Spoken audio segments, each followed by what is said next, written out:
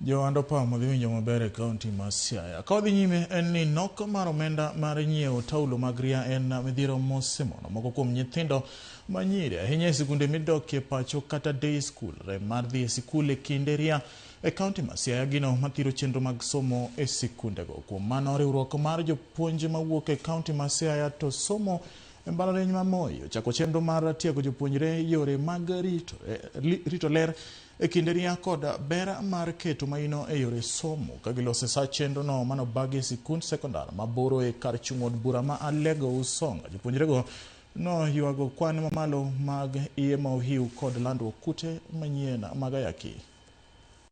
Wakel gi ng'eyo mar ler ka gidhi e dwe mondo nikech wan be wan nyiri wan ng'eyo gima gigo gin to wayiero skul manie community ni nikech waneno ni samoro government samoro sirikal wigi nosewil ok giyud those services ma nyiri moko be yude skunde madongo ka. Koro waneno ni as Siaya jopuonjre ma Siaya wabi wakonygi mondo wakelgi e ng'eyo no.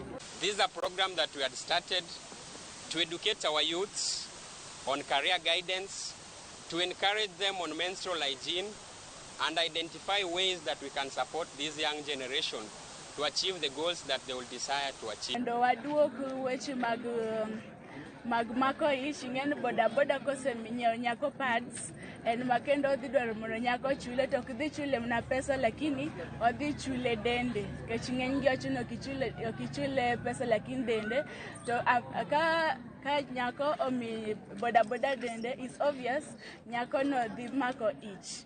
Koro ka government ogolo na pads wadhi mor ahinya.